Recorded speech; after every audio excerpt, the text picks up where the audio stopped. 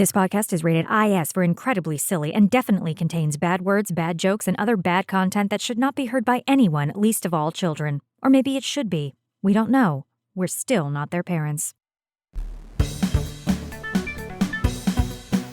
You're listening to the Starforge podcast with Scya and Mal, two nerdy humans who still have a lot to say about Star Wars: The Old Republic and all its features.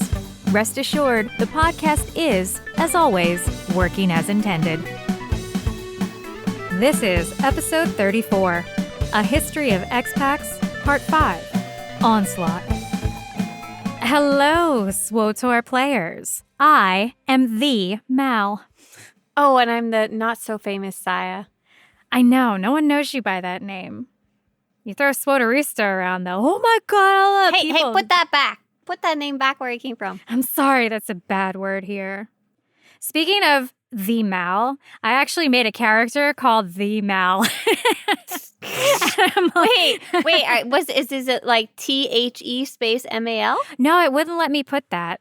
Yeah. So I had to put what'd you the. I put like the Mal, like very Shakespearean. THEE space Mal. Oh, gotcha. So what is this character? Why are you making new characters? It's funny. She's a sage and I made her OMG pink. Perfect. Done. So, before we start up this evergreen podcast, we got to talk about something happening right now in the time of summer 2022. Hypercrates currently are priced so high they cannot be sold on the GTN, and I've been hearing a lot of reports of people scamming other people over these hypercrates. Scya, what's a hypercrate now? They're like 4 billion. It depends on your server. I've seen them range between 3 on the low end and 5 on the high end. It's insane. I would say on Starforge, they were 4 bill like a couple weeks ago. It wouldn't surprise me if they were 5 now. And what people are doing is they let the person put in their 4 or 5 bill in the trade window, and then the scammer puts 1 pack, not a crate. Because they have the same icon. Yes, 1 pack, not a crate in the trade window, and they quickly lock in accept, and the other person is not looking carefully and presses accept, and boom, you have lost a buttload of credits. It's a horrible scam because they are very, very close visually, and it's not the easiest thing to check. Like, obviously, you should be double checking everything, but with the trade window being finicky on a good day, oh man, I would not be surprised if multiple people have gotten actually hit by this scam and successfully scammed. So, just a reminder, always read carefully, mouse over all the products in the trade window. Don't be a victim of these scams. If you have been a victim of the Hypercrate to Pack scam, contact the lawyers at the Starforge podcast at 1-888. Don't be a victim of a scam. I almost want to be like, eat the rich! Down with the bourgeoisie who can afford to buy or sell hypercrates. So let's eat cake. Here's the COD hypercrates. scam is also going around right now. As if it's scam. Yes, the people are doing up the mail messages to look like you have made a sale, but it is actually a COD to the scammer money. What is a COD? It's a cash, credits, on demand. Delivery, come on. I don't know. That's because you're French, it's fine. On demand, I demand. No, these are a scammer, so it's cash on demand. They're scamming, they're demanding your cash money. So the way cash on delivery, credits on delivery is the way cash on delivery. The way credits on delivery is supposed to work is, let's say your friend is like, oh yeah, send me some med packs in the mail and I'll send you 5 million credits back. Well, you don't want to just go on trust that they'll send it back, right? So you send it to them and you write 5 million and you check the checkbox that says credits on delivery. And that way, as soon as they take the items out of the mailbox, then you get the credits. It's a nice little system that helps avoid scamming, except when people are using it to scam. So what will happen is they'll send you something in the mail and make it look like, make it look like a GTN sale, kind of like gussy it up a little bit, make it look like the official SWTOR formatting. You go to take something out and boom, it's actually a COD and you just paid them money. Credits, cash. Yep. It's so easy, like we're playing a game, right? It shouldn't be like the real world where people are out to get you. But unfortunately, people from the real world are playing this game, and some of them are out to get you. Wait. So don't get got. There's real people? I hear that some of them are real. Oh, okay. Well, unfortunately, Are you these ones are real? real and bad, so keep your eyes open. Don't get scammed. Nope.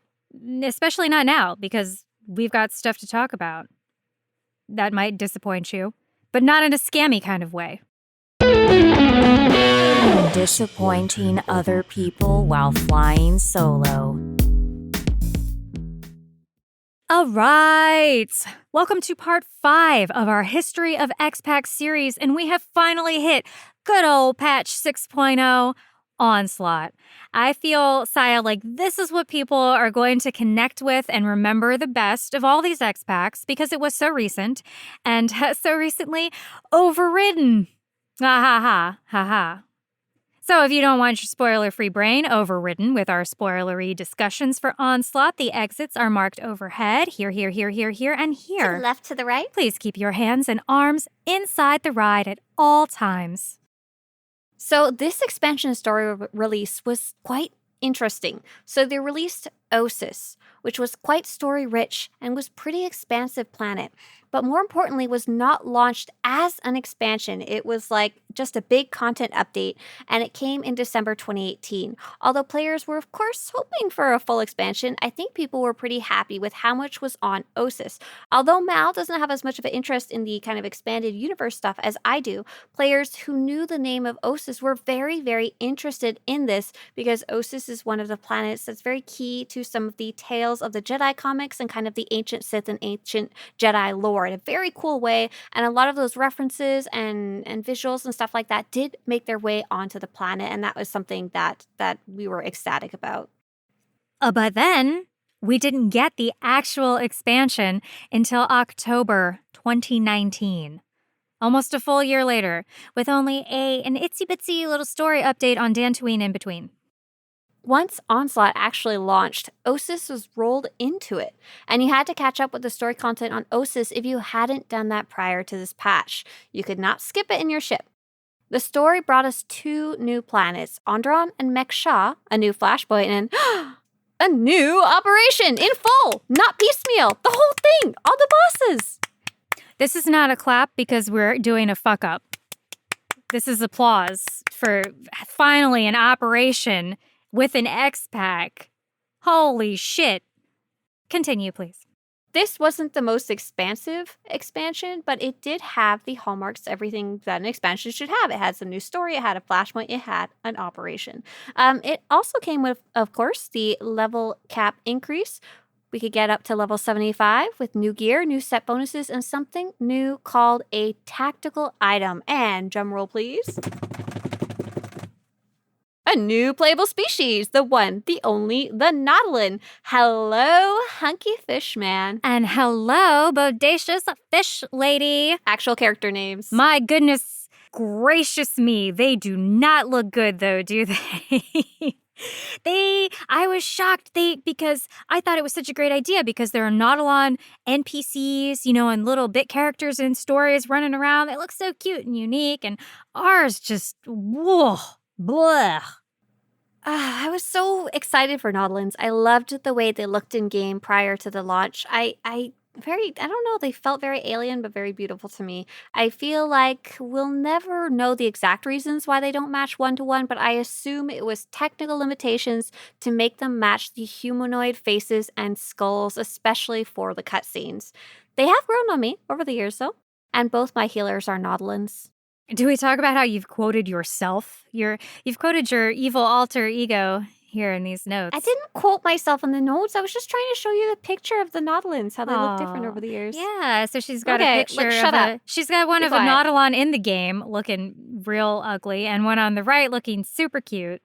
I don't know if I would call them ugly, but Yeah. it's very huge case of what you expected, what you got, Let's talk about the Renown system, which was a strange twist of what you Whoa. expected and what you got. my god. Oh, what do you mean? Okay, so before we start this discussion, I should probably say that 6.0's gearing system has been my favorite gearing system of any launch ever. Mal's giving me a side eye like she doesn't even know who I am. No, So I know who you are. They decided to keep that from 5.0, but they reset it. And they also kind of got rid of the previous gearing expansion, but kept galactic command levels and called them Renown. But All the beautiful levels he had earned were kaput. No more. We all started Renown level 0.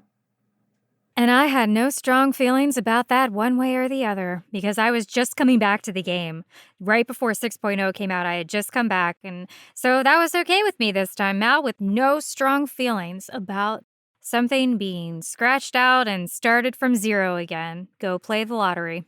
We don't necessarily have this on the docket to talk about, but one of the reasons I really liked this expansion's gearing system, once it was kind of a little bit more figured out after a patch or two, I really liked that, one, this was the very first time that casual players could eventually, it would take them quite a while, could eventually get the best gear in the game. I know it's kind of a constant discussion about whether players should have or deserve to be able to get the chance to earn that best gear in the game, but I got a lot of positive feedback from players, especially solo players, saying, I have something to work on. I have something I can work towards over a long period of time. We talked about in the last episode how if this was a purely solo game, well, I don't know if people will continue playing it for such a long time, but one of the reasons a solo player might keep playing is because they have a goal or something to show off to other players, aka item rating, whatever the max was at the time. I think it was 306. 306. Yeah, right. Everyone could get up to 306 if they took the time.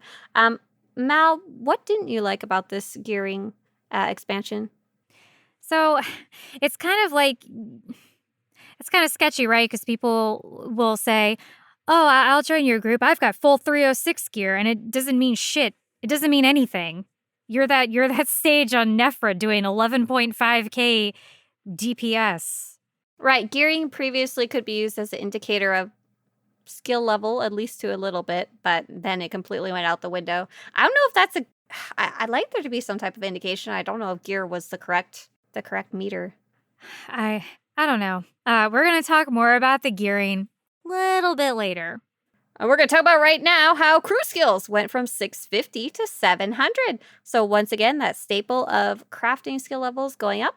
There was new augments, new crafting recipes, all that kind of good stuff. Strangely, the crafting recipes for max level were completely useless for the most part, but there was some cool new stuff added. Yeah, if you were crafting like the new augment kit or the new augments. Whew, cash you could money. do crafting, yeah. But funny enough, I feel like this is when the economy started to take a bit of a turn. Because for the first time ever, it was apparent that it was way easier to just sell the rare mats you had for an absurd amount of money and then just buy augments. Because I remember buying purple augments for like 3 or 4 mil a piece. And those same ones today are 30 mil, I think. And the tank ones are more crazy. But I just didn't have time to craft in 6.0. And those stupid bonded attachments drive me crazy. Like you have to keep spreadsheets of all the mats you need to craft this. Who has time? I'm old now. I'm officially boomer Mal at this point in my gaming career, and I don't got time for it. Back in my day, we had one material, and we put them together, and we got an item. Ugh. Speaking of putting one and one together, remember how we talked about inflation on another episode? And we talked a lot about exploits and stuff like that were one of the major culprits. But we didn't find out till after that there was another major culprit. Apparently, it was around this time that credits from Conquest were being over-rewarded on a large scale. Good job. This wasn't something we realized at the time, though.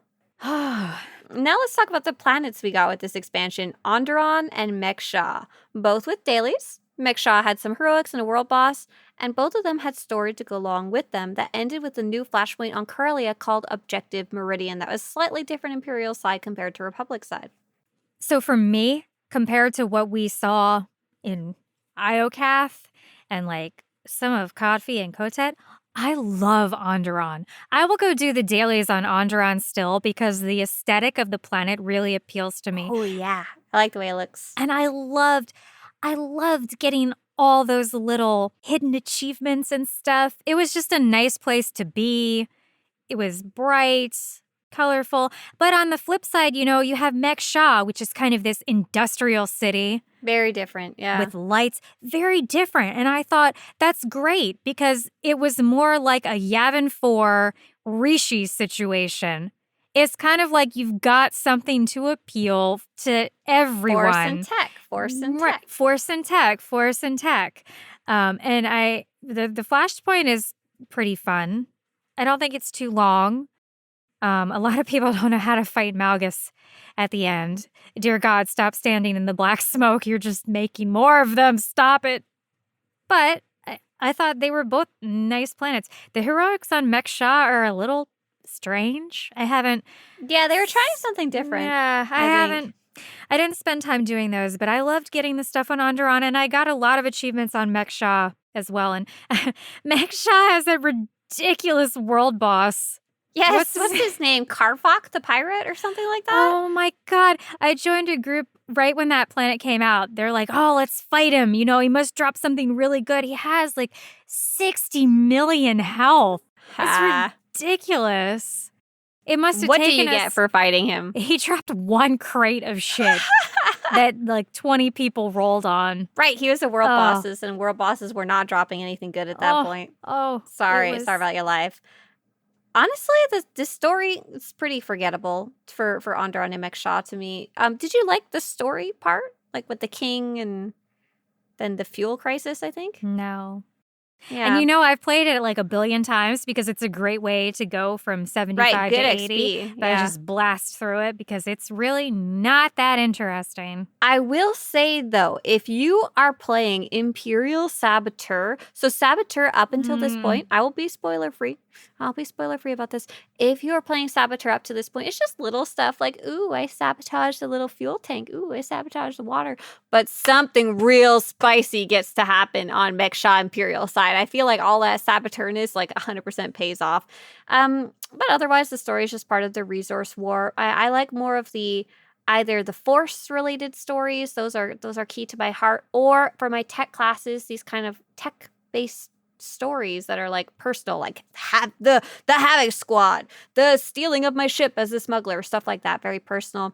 I do really like Mal said, the two planets themselves, Meksha and Onderon. I love both of them. And I really like their additional side quests, their dailies. Those were ones, the Onderon, I think that's one of the fastest reputations I've ever finished just because I was happy to keep going back, and the rewards were cool too. And like Mal, I really liked all these little additional achievements, datacrons, stuff like that. It felt like there was a lot to explore, even though it was a smaller map. Yeah, I agree with you. So... as you mentioned earlier, and I applauded, there is an operation that dropped with this Xpac. Scya, let's talk about Duxon. You know, we talked about in the last episode how I think I will always hate gods because it made everybody scatter. It made my whole raid team, all my friends, scatter to the wind because it was just so bad how they were releasing that endgame content. Right, forever tainted. But what about this one that just came out, this Nature of Progress operation? I mentioned in the last episode I had just come back to play with Bam towards the end of 5.0, and when we started hearing about this new Xpac, he asked me, when it comes out, can we get the band back together? Can we do it? I said, I think I can, but I'm going to need like a month to work on people.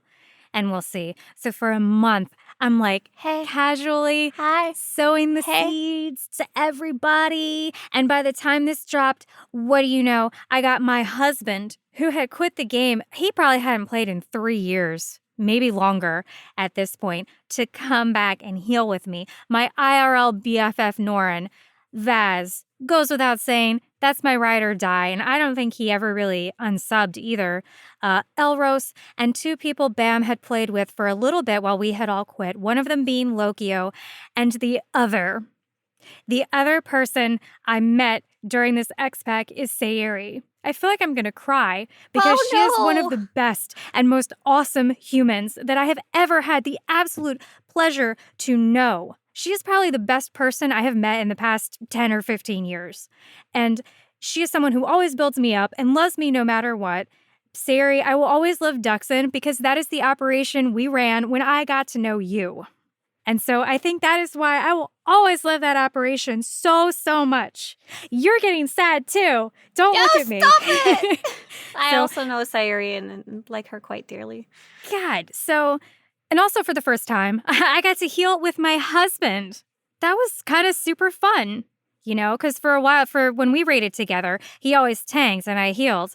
And a condition for him coming back was, well, I will come back, but I am not tanking.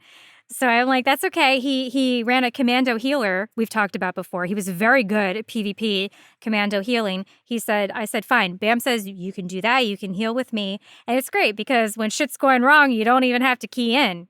He can just receive my yelling directly from the source because he's sitting right next to me.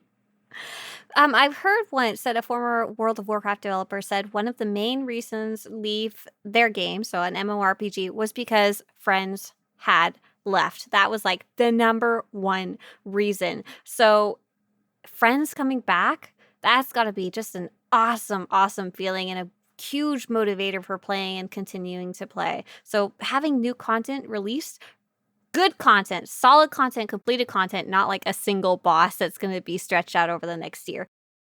It brings players back, which is so fantastic. I love seeing those old faces in guild chat during new solid releases. Right. So, for all I complain about like all the gear in 6.0 and how everybody now has the max level gear, let's be honest. I will be honest. A lot of people played the game. It was accessible. Yes, a ton of people jumped back into the expansion. Like one, just from they did enough marketing or whatever you want to call it. They released enough content that people felt it was worth coming back for, and people were playing. Like numbers were huge back then when it launched compared to like any other time recently. So in terms of the Dux and Op itself, there are definitely fights I like and stuff I don't. Like 2 to 3. What is that? That's like Take a pause. Look, half the people, like 3/4 of the people listening to this have never played Nature of Progress. So Nature of Progress is very interesting. We talked about how Gods from the Machine in the last episode was very mechanic heavy. It was very technically difficult. You had to memorize a lot of stuff. You had to really be on your toes.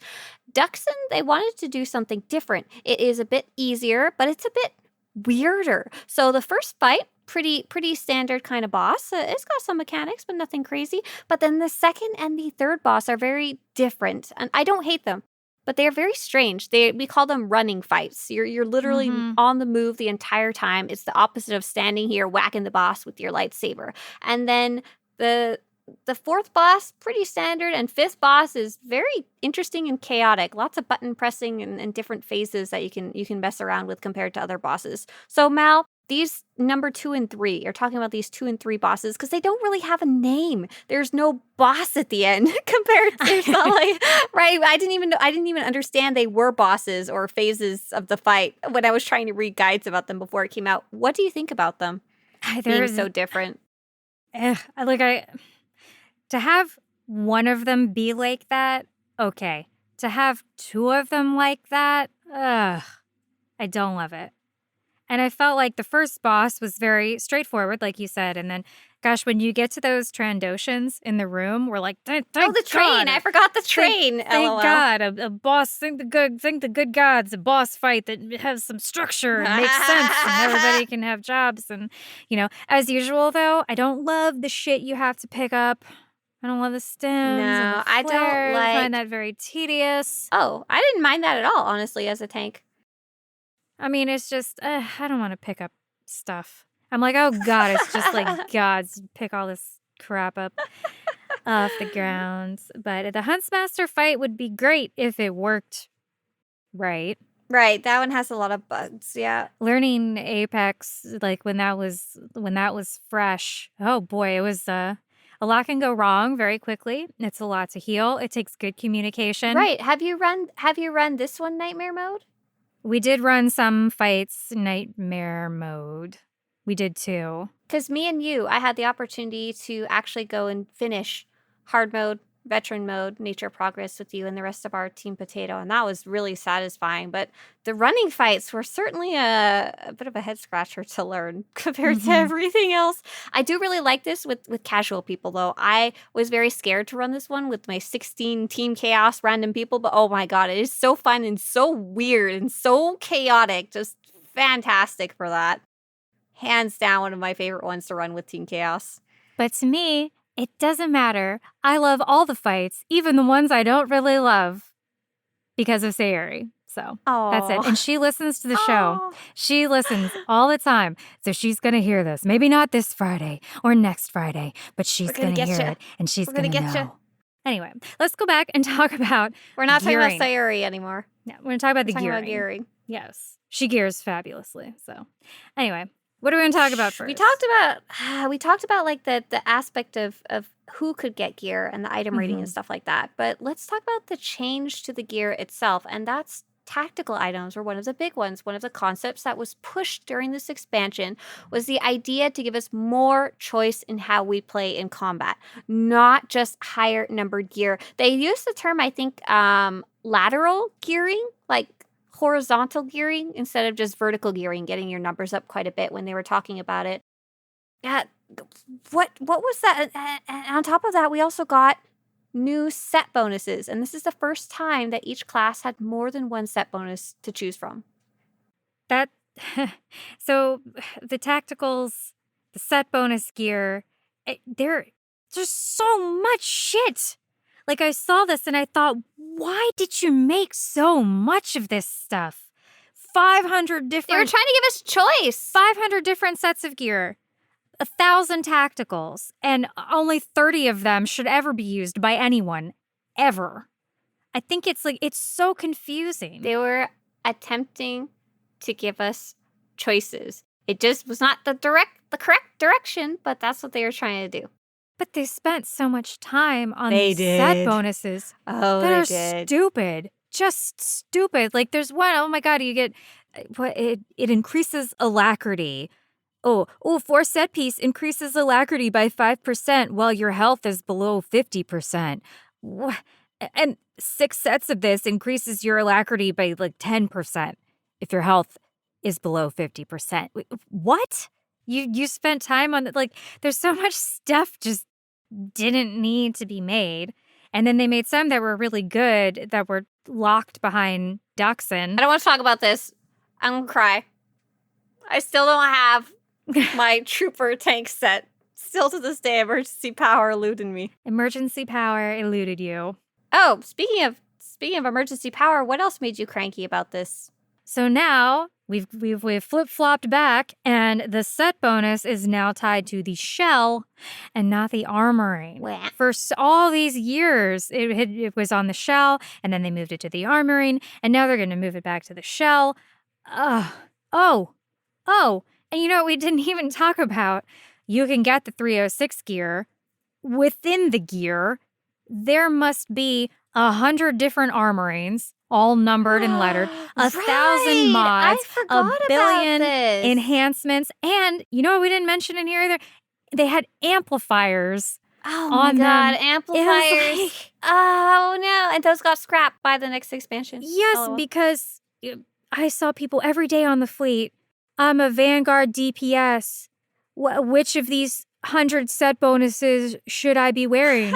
And then they would say, oh, I feel like I should be wearing this set. And someone would be like, no, it's garbage. You don't want that. You want this other one. Like, oh, but this one seems really good. Yeah, No, but it's not. that one's broken.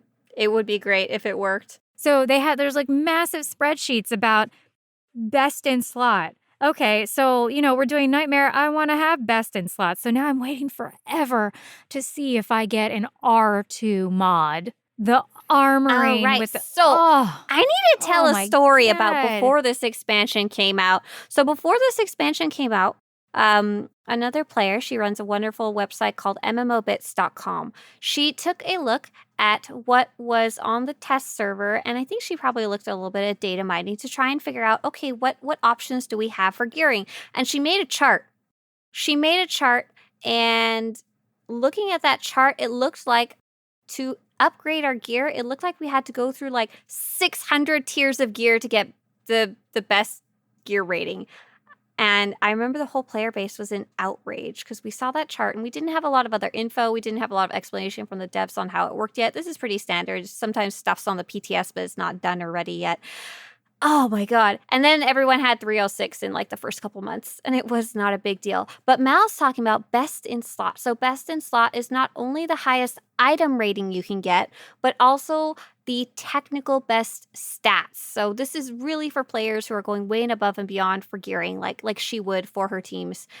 And oh my God, there was so much RNG. It was really bad. I never bothered with best in slot. I'm sorry, Mal. I know you were on a Nightmare Mode rating team with me, but I never gave enough cares to to go do that. I mean, one person can do that, but if we all did that, it would be a sad time in Nightmare. Because you remember some of those Nightmare polls?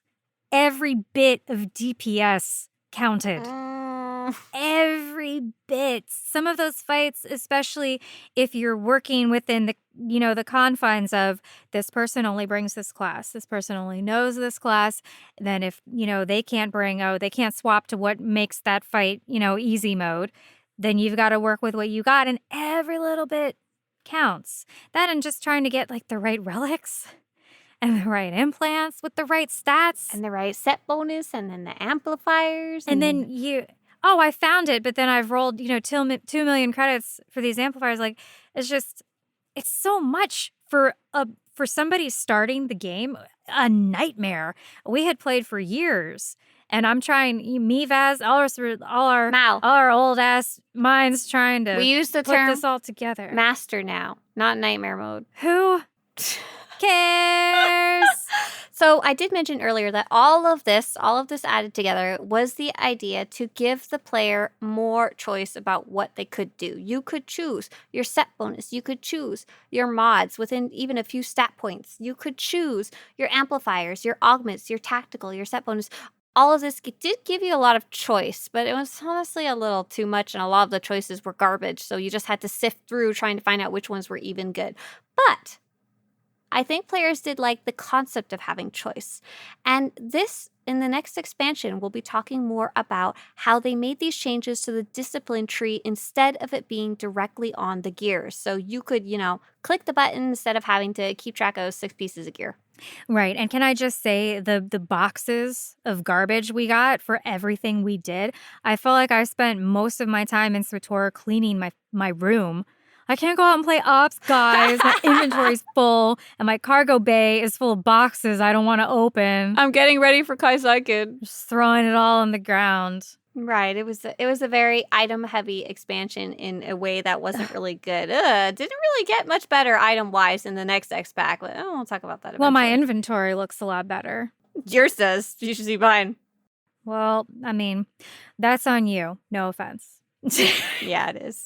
So they did make some changes though to the discipline tree. The discipline tree, it's not a tree, it was a discipline selection utilities. That's what they were called. And it was started as 4 tiers of 6 utilities each, and you can kind of choose within each tier. But now it's 3 tiers with 8 utilities each, which I think it gave you a little more room to maneuver in terms of choice, but what was the downside? Sometimes you would have to redo your utilities fight to fight, which is fine, I guess, gave you more options, but kind of a pain. You have to take time to mess with that in an operation, or PvP, because as always, there are utilities that are good for PvP and PvE, but there are some that are really just for PvP.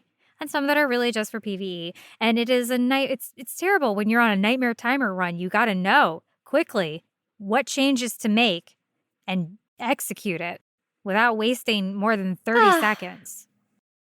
Mal is so kind. She writes me show notes for these more structured episodes, and she wrote, "Tell Mal how I have never once changed a utility point like I told her that one time. But Mal, I refuse. I refuse, because this line has already been used against me in our weekly operations. And I will also never shut up about how happy I am with loadouts that let me save everything and I don't have to put on my ion cell anymore." I mean, this is our podcast. You said it. You listened to it before you post it. So if you said that, then it was your choice for me to leave it in. That's true. She's crying.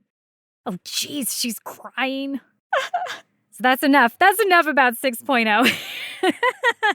Oh, you think you're crying now? Wait till we get to the next episode. Oh, boy. Oh, boy, that's enough about 6.0. That was 6.0. And, Scya, I want you to tell me what's happening right now in Swtorista. You heard it here last. If you're listening to this podcast on the date it was originally released, the Bounty Contract Week is happening right now and runs until August 2nd, 2022.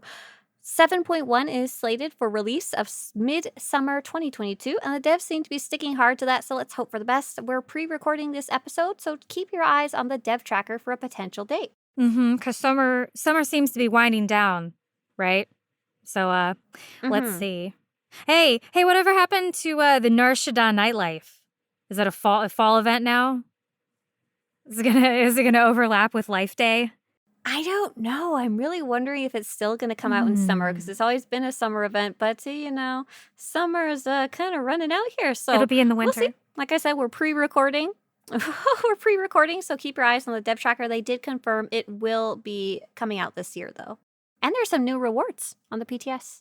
Oh, yeah, maybe it's coming in the winter because they're making it evergreen to match our podcast. Oh, my God. Goodbye, everybody. Thanks so much for joining us for the final part of, well, not quite the final part. We'll probably talk about 7.0 at some point, but the final look back at past expansions in Star Wars: The Old Republic. Thank you. I had to wait so long to squish that joke in here that I wrote. I took so many minutes to write that joke about Evergreen. Anyway, tell us what you remember about 6.0 in the comments. She's shaking her head at me. I gotta go. She knows where I live, I think. Bye, guys. Bye, everybody. You've been listening to the Starforge podcast with Scya and Mal. We know you have your choice of podcasts, and you chose the right one. New episodes drop every Friday on Google and Apple Podcasts, Spotify, Swtorista's YouTube channel, and just about every other podcast platform in existence.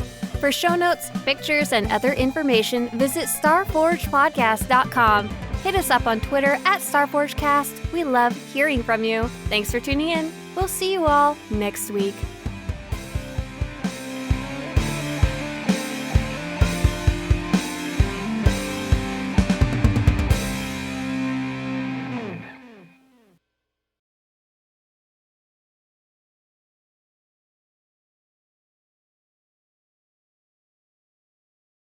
I'm just gonna grab some water. Fuck, I already started recording. Bye.